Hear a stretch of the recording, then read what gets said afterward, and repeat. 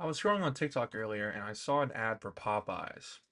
Now, the ad was of a woman eating the Popeyes in like a I don't know the word, mukbang, in a mukbang style video. The woman happened to be black, and all the comments were racist.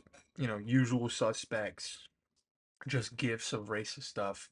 And in my head, I thought, okay, you know what?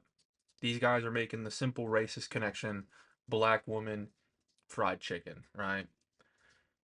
What would the comments be if it was a white woman, an Asian woman, an Indian, like, you know what I mean? Like if it was someone who wasn't black. And in my head I'm thinking the comments would still probably be the same. Just in terms of like uh where's the black guy? You know what I mean? They'd be like, white person eating fried chicken. That's not what I'm supposed to see. You know what I mean? That little thought train kind of brought me to the conclusion that like racism is like almost never gonna die out, especially within an age of internet and how anonymity online, along with just echo chambers that people can create on sites like 4chan and Reddit. It made me realize that like racism is not only on the rise, but will never be on the decline like ever. Like ever. This shit is only gonna get worse.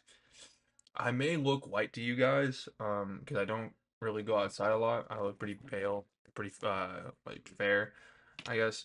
But I'm Mexican. My name is Eliseo Clemente Aguilar. You know what I mean? Like that. Like I'm a Mexican. If I go outside, I may look a little brown right now because I was outside today.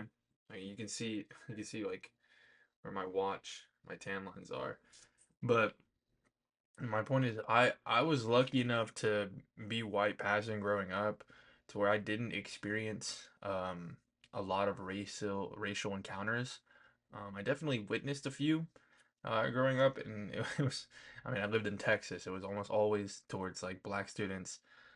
I remember they like had a whole fight in one of my cafeterias because one kid was like, "I'm not gonna take your shit anymore," and just started beating the fuck out of him. But what I'm trying to say is like I was lucky enough growing up to only experience any sort of racial tension, I guess, during the beginning of the school year or whenever we had a sub and they're like, E- Elicio, and they'd mispronounce my name and then everyone would laugh. And I go, no, yeah, I go by EJ. Just call me EJ, please. Holy shit. Let's get over this. I never really was ashamed of who I was growing up or like my heritage, I suppose. I was kind of just indifferent to it. I'm at a point in my life where I don't really follow tradition. I don't really like I don't really understand the concept. To me, my life is just me. I do not um uphold traditions of those that aren't me, I suppose. But I understand how much culture, how much heritage is very important to like non-white people. Um non-Europeans, I guess, you know what I mean? Like non-European descendants. There were a lot of moments growing up where, let's say, at school they're trying to celebrate Dia de los Muertos. I'm horribly butchering that pronunciation. I don't speak Spanish. That's another thing. I made fun of for not speaking Spanish as a Mexican. That was pretty weird. I was just like, okay, guys, yeah, I don't speak Spanish. Haha. I have a Duolingo on my phone right now, though. I have like a streak of like 130 something, and I have to do that's it. He's a little squished. He's sad. I haven't done my streak yet. But my point is, I there were a lot of moments where they would celebrate Mexican heritage at my school, and I would just kind of get singled out a little bit. Be like, oh, yo, it's your holiday, bro. Yo, what's good? Day of the Dead type shit. Yo, it's Cinco de Mayo. Let's hear it for EJ. I'm like, guys, please. I don't even celebrate this shit at home. You know what I mean? Like, I think the only, I guess, like Mexican or Hispanic tradition I've ever really like looked forward to was like the Three Wise Men's Day or some shit. It was like sometime after Christmas, I would just get a little extra stuff in my shoes. Like I was told to leave my shoes outside, and the three wise men would come by and leave shit in my shoes, and I'd get like more candy type shit. You know what I mean? Nothing, nothing too extravagant. But I was very lucky to not really deal with a lot of just racial injustice growing up. Not that like, not again, not that I didn't, and what I did experience was like the worst. But I've seen it. I've seen literally firsthand how bad like people can be.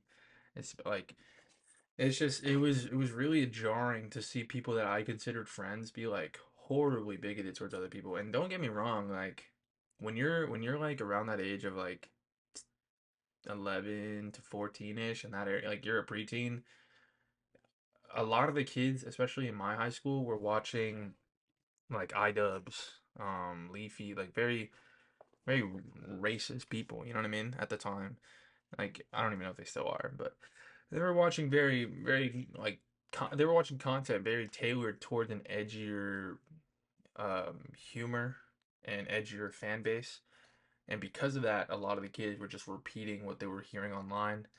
Um, I remember there was like one kid that called me Beaner Boy once, and I just looked at him like you're just a loser. You know what I mean? I was like, okay, bro. I think I remember getting called like a wetback in my sophomore year of high school. And again, I just kind of looked at him like, are you trolling? Like really? Yeah. If you're gonna wanna like hurt me, bro, you're gonna have to like get in my face because I do not care about your words. But more so online, when I started making more of like an online presence for myself, you do kind of get that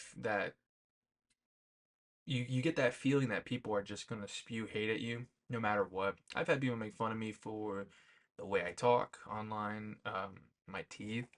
They like some dude commented on my Instagram that my teeth look like bow ties. I just laughed at that. I've been made fun of for my teeth my whole life. But there was one guy who like looked at me. I guess saw my face in something in a video and was like, man, he said something about Mexican. I don't remember what it was. It was like, man, shut up, you stupid fucking Mexican or something there or other. And I remember just looking at that like, what? Like, really? Like, really? Is that like, is not only is that not the best you got, I feel like you have a lot more loaded up in the chamber, but also like, what do you want me to do with that? I personally, I personally don't get affected by words online. Um, Especially if it's just like a comment. If they're not gonna make like a video reply, if it's just gonna be a comment on my shit, I don't really care. I'm just gonna read it and say thanks for the engagement, dumbass. But I've seen a lot more racist shit online, especially in the past year with the new chief in charge, if I may. You know what I mean?